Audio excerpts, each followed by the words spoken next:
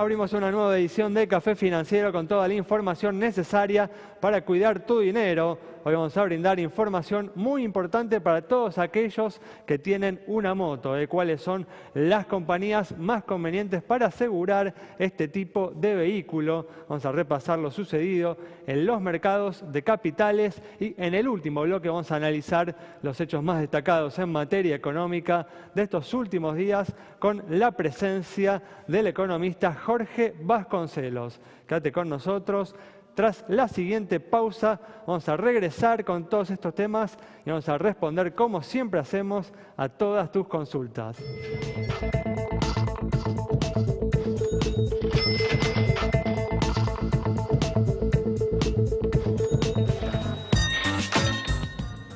Bueno, ya estamos aquí con la presencia de Santiago Chelala. También, como siempre, nos encontramos con Yamila Escala y Gustavo Nefa. Hoy va a repasar las principales noticias que han surgido de los mercados de capitales en estos últimos días. ¿Qué tal? ¿Cómo andan? Hola, ¿cómo estás, Ale? Gracias por estar aquí una vez más. Bueno, vamos a arrancar con las noticias que tenemos para hoy y comenzando con el dólar, que se despertó en estos últimos días de su letargo y se ubicó en su nivel más alto desde el día previo a las PASO, cerrando en torno a los 17 pesos con 70. Se arguye, ¿no?, que uno de los motivos por esta suba, ¿no?, así súbita ha sido la versión, ¿no?, el trascendido de que dentro del proyecto, ¿no?, de reforma tributaria se encuentra, ¿no?, un impuesto para gravar la renta financiera. Santi. Sí, Ale, realmente hay mucho trascendido y no hay mucho dato, ¿no?, sobre estas 200 páginas que esta semana presentó el ministro Duhovny en una mesa chica donde estaba el presidente y otros miembros de su gabinete. Realmente los funcionarios no hablaron con la prensa y todavía es un borrador, es un preliminar con muchas ideas y no más que eso. Se habla de bajar el impuesto, por ejemplo, a las ganancias a las empresas, de bajar algunos puntos al IVA, de coparticipar quizás en alguna medida mayor el impuesto al cheque, que hoy en día es 70 para la nación y 30 para las provincias. Hay muchos, como te decía, rumores, pero todavía no hay nada certero. Y como vos decías, esto empezó a generar algún ruido en el mercado cambiario cuando se comenzó a hablar de un impuesto a las rentas financieras, ¿no? Algo que tampoco tendría mucho sentido porque, bueno, podemos hablarlo con Gustavo después, ¿no? Pero si uno pone un impuesto sobre este tipo, lo que hace es simplemente trasladar el costo. El gobierno que hoy en día paga, digamos, 5 o 6% por endeudarse en el mercado, los inversores le estarían tratando de cobrar ese mismo porcentaje sumado en manera de impuestos si el gobierno cobrara la renta por eso. Es decir, el inversor que hoy en día le presta dinero al Estado al 5%, si uno le pone un punto más de impuesto, bueno, simplemente estaría acumulando mayor costo financiero, compensando por ese lado. Así que es realmente muy complejo, no quiere decir que haya una ganancia segura con este impuesto, hay mucho que ver. Y te agrego un tema más, por supuesto, que también tiene que ver con el ruido del mercado cambiario, y es que Cristina Fernández de Kirchner ganó, finalmente, se conoció también en las últimas horas, ganó la provincia de Buenos Aires, algo que también pudo haber tenido algún tipo de impacto.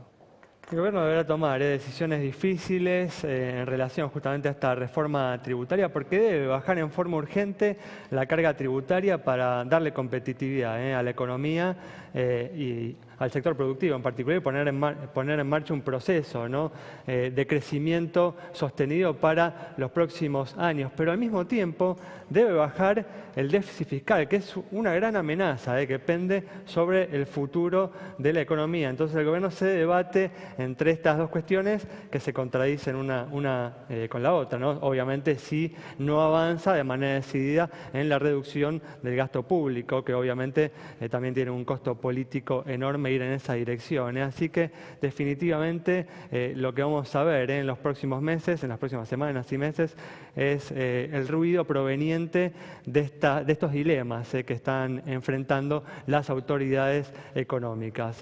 Bueno, vamos a cambiar de tema y vamos a brindar información para todos aquellos que tienen una moto, cuáles son las compañías más convenientes para asegurar este tipo de vehículos. Importantísima información para el que tiene este vehículo o para el que se quiere comprar uno, ¿sí? Como siempre, un ejemplo, en este caso una Suzuki GN 125 0 kilómetros de unos 32.000 pesos en el mercado. ¿Qué tenemos por lo que es solamente responsabilidad civil? La cobertura más básica, bueno, arrancamos con Orbis en 133 pesos, Mercantil 136, 144 ATM, Colón 152, 165 La Nueva. Un poco más arriba, Rivadavia 168, Sancor 173, 179 para Integrity, Mapfre 181, 197 La Caja. Ahora, si le sumamos la posibilidad de robo, no todas las compañías ofrecen esta posibilidad. Las que sí lo ofrecen cobran esto: 523 Triunfo, La Nueva 535, Colón 545, 567 Integrity, Rivadavia 572, ATM 588, arriba de 600, 604 para Orbis. Entonces, La Caja, Mapfre y Mercantil Andina no figuran porque no lo ofrecen. Como siempre, importantísimo consultar a más de una compañía. Fíjense cómo aumenta el valor, pero lo importante que es también estar asegurado contra robo.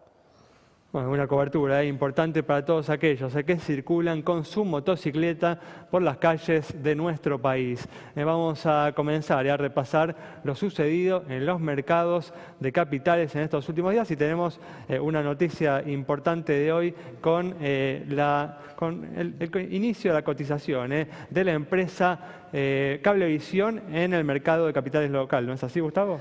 Así es, tenemos una nueva acción listada en Bima ahora, que agrupa todos los mercados, que es Cablevisión Holding, que es la holding de Cablevisión, y algunos otros negocios como Nextel, celulares, y Fibertel, banda ancha.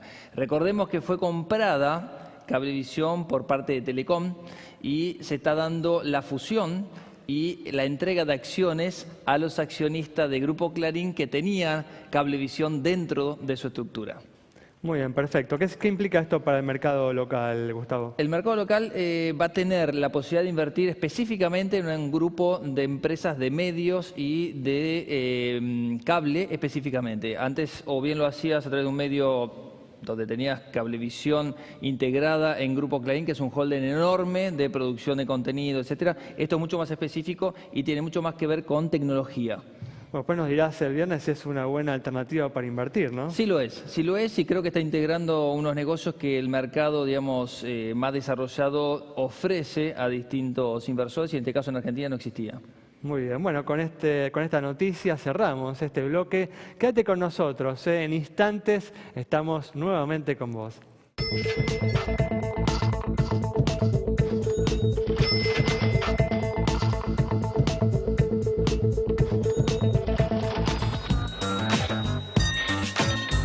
Bueno, estamos de regreso y vamos a comenzar a responder a tus consultas, brindándote también información importante sobre los préstamos UVA.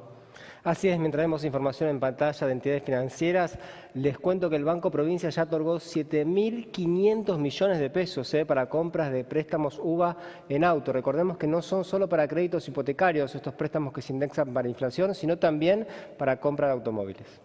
Y vamos a seguir con este tema porque Agustina Martínez Bassi conversó con el público en la calle sobre la extensión de esta modalidad a las líneas personales y prendarias.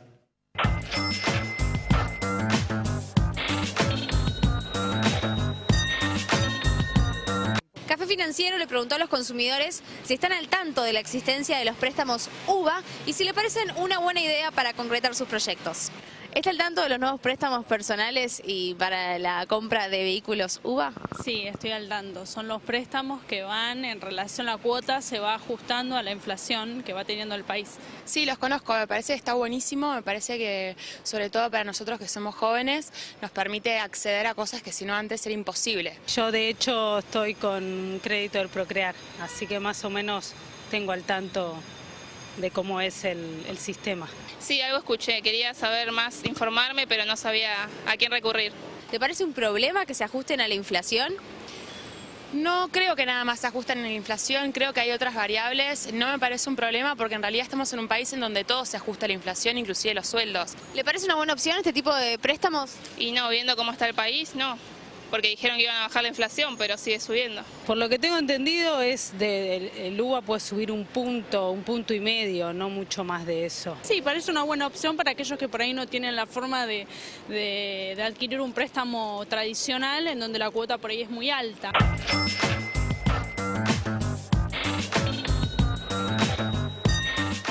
Bueno, hay que decir que para los créditos hipotecarios en los que el monto es realmente elevado, por ahí no queda otro, que apelar a un crédito UVA para cumplir con las relaciones costo-ingreso. Pero ya cuando hablamos de créditos personales, prendarios en los que los montos en juego son menos importantes, por ahí es conveniente analizar bien la situación y ver si realmente los UVA son la mejor alternativa, porque hay que tener en cuenta que, como dijo ahí una persona del público, si la inflación se demora en bajar, los préstamos UVA pueden terminar siendo más caros que los préstamos tradicionales.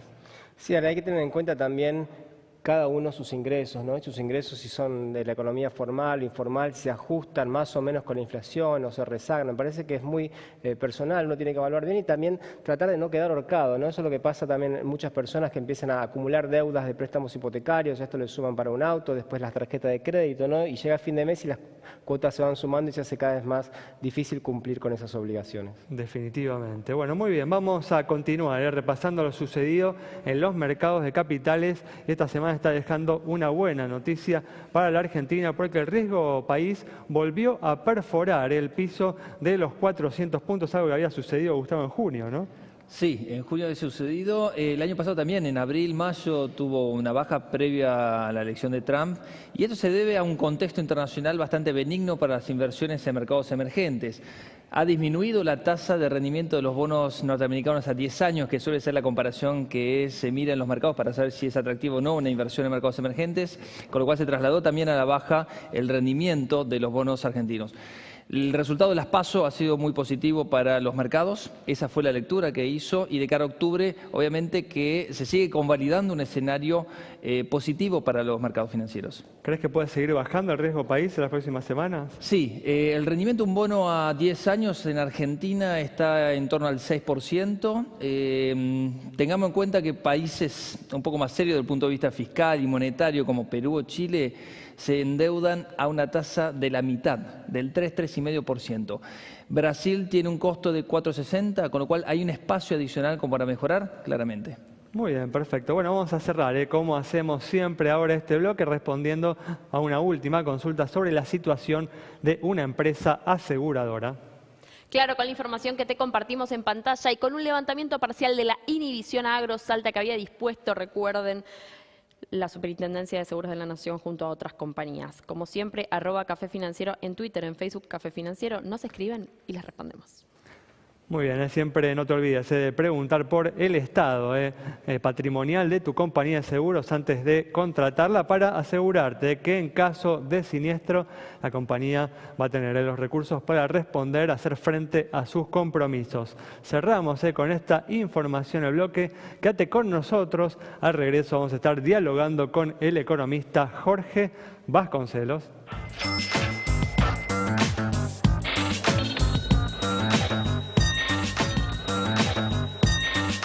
Bueno, estamos aquí con el economista Jorge Vasconcelos para analizar las principales noticias económicas de estos últimos días. ¿Qué tal, Jorge? ¿Cómo andás? ¿Cómo están ustedes? Bien. Gracias por estar una vez más aquí.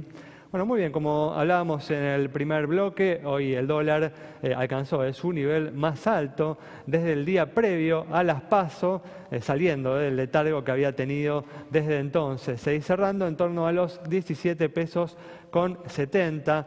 Bueno, se argumentó, una de las versiones tuvo que ver con un temor, porque por el trascendido de que en el proyecto de reforma tributaria que está analizando el gobierno se habría incluido un impuesto a la renta financiera. ¿Crees que ha sido este el motivo de este saltito que tuvo el dólar en estos días? O sea, el dólar, antes del resultado de las PASO, yo decía que de la suba del dólar, para mí había 2/3 que se explicaban porque el sector externo de la economía argentina se ha deteriorado mucho en poco tiempo. Hay un gran déficit comercial, un gran déficit de cuenta corriente. 2/3 se explicaban por razones de mercado y 1/3 por razones políticas. O sea, para mí la explicación puramente política no era la correcta.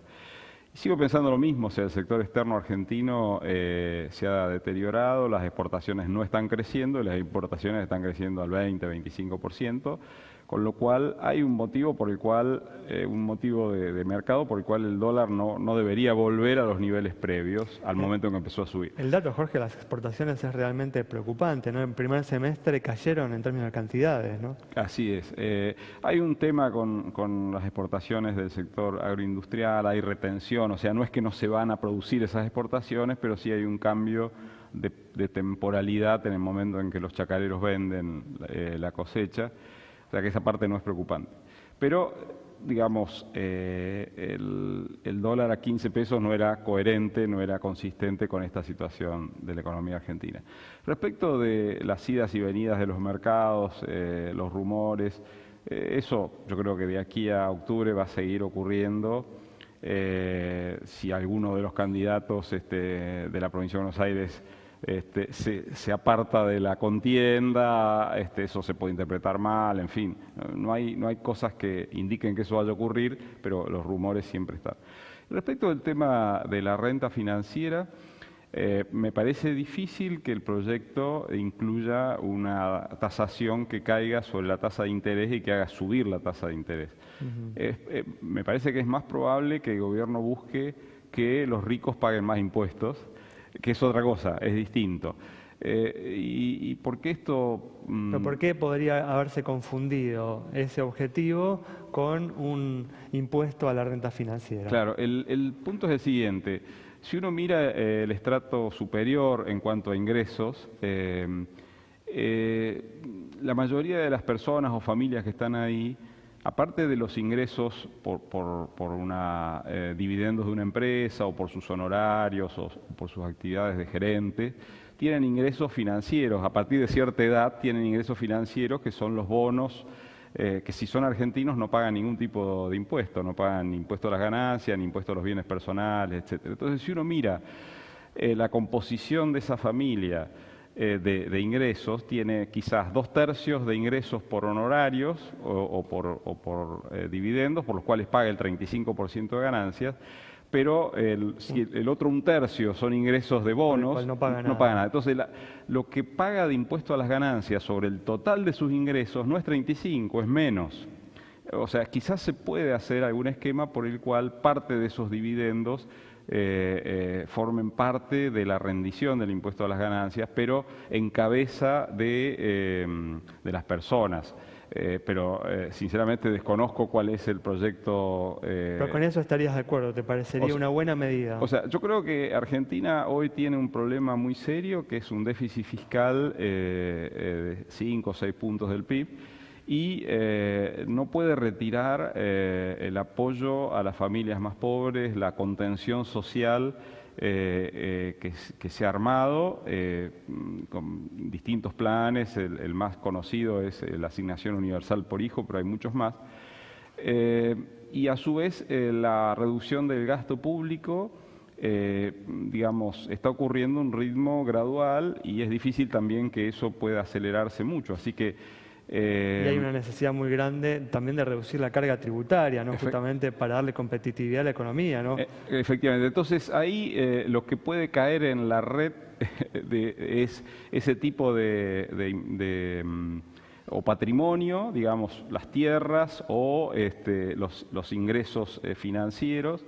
O incluso, recuerdo que el ex ministro Prat Gay habló en un momento de subir la alícuota de ganancias. Ese podría ser un mecanismo por el cual se captura parte de esos ingresos que hoy no están grabados. O sea, 35% sobre honorarios o sueldos de gerentes parece razonable, pero con el razonamiento que hacía al principio, a lo mejor ese 35 se transforma en un 25 sobre los ingresos totales y se incluyen los ingresos financieros. Entonces, una forma simple sería decir, bueno, durante una transición de 5 años, hasta que las cuentas fiscales se equilibren en ese segmento con ingresos por arriba, no sé, de 200.000 pesos por mes, paga en vez de 35, 38, que creo que Prat Gay había hablado de eso. Obviamente, digamos, no es una noticia grata ni siquiera es para defenderla demasiado. ¿Por qué? Porque ese segmento de la sociedad paga impuestos altos, pero además no recibe prácticamente nada en educación, en seguridad, en salud y por ende, además... un sacrificio frente a esta situación difícil. Yo creo que la Argentina más rica tiene que salir al rescate de la Argentina más pobre y no con palabras. Pero vos decís, Jorge, para redondear, sería grabar la parte de los honorarios o la parte de los dividendos. ¿Por qué te pregunto esto? Porque yo creo que sería un poco como morderse la cola, ¿no? El perro que se muerde la cola, porque si el gobierno empieza a grabar los dividendos financieros, bueno, los inversores, los ahorristas le van a pedir una tasa más alta, entonces va a terminar pagando más por intereses de la deuda. Lo que cobra por el impuesto lo va a pagar como una tasa de sobreendeudamiento. ¿De qué serviría eso? No, lo que digo es que la forma... un sucedáneo de un impuesto que caiga sobre la tasa de interés es una alícuota mayor para el impuesto a las ganancias, con lo cual, digamos, en la práctica se está cobrando un impuesto a las ganancias por esa parte financiera de ingresos sin que sea la materia imponible, digamos así. O sea, claro, vamos a ver cómo sale el proyecto. Digamos, en ninguno de los casos son noticias agradables, porque repito, digamos, es cierto que la gente rica no paga tanto impuesto, pero es cierto que casi no usa los servicios del Estado porque duplica sus gastos. Además de pagar los impuestos, paga servicios de salud, de educación. Bueno, los impuestos están para distribuir, supuestamente, no para redistribuir. Pero yo creo que si uno sigue atentamente el discurso de los funcionarios del Ministerio de Economía, Duhovne, Galliani, hay un sesgo distributivo en la forma en que plantean la cuestión fiscal. Así que yo creo que hay que prepararse para algo en esa dirección. La otra curiosidad de esto, Jorge, es que el gobierno de alguna manera estaría grabando a sus propios votantes, ¿no?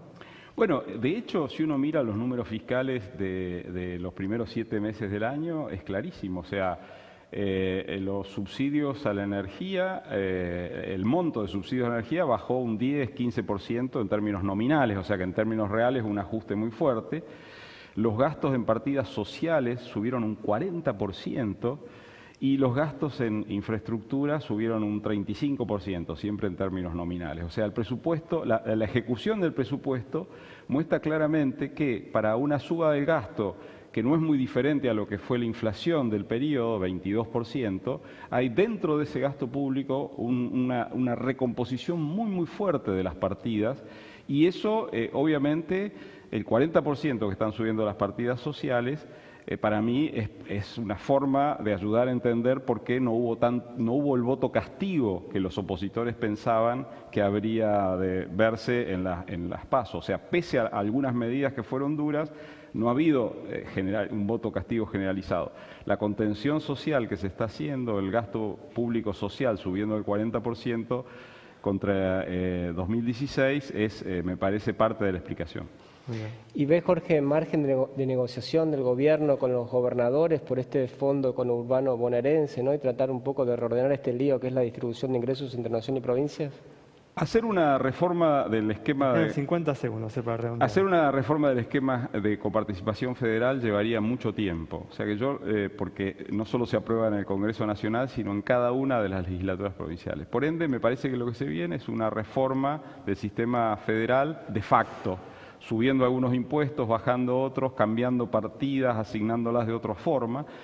Y creo que todo el disparador de todo eso va a ser un fallo de la Corte Suprema diciendo lo obvio, que la provincia de Buenos Aires hoy es una de las provincias más discriminadas de las provincias argentinas, un fenómeno que empezó de la mano de 2 candidatos que hoy se presentan y que se van a presentar en octubre en una de las listas opositores. Hay 2 candidatos ahí que son los principales responsables. ¿Quién es para cerrar? A ver. Un exgobernador y una expresidenta, que son los principales responsables de la enorme discriminación que viene sufriendo la provincia de Buenos Aires en los últimos 10 años. Muchas gracias, Jorge. Nos vamos entonces con este análisis importante de Jorge Vasconcelos sobre la reforma tributaria que se viene. Un debate que realmente debe involucrar a todos los argentinos.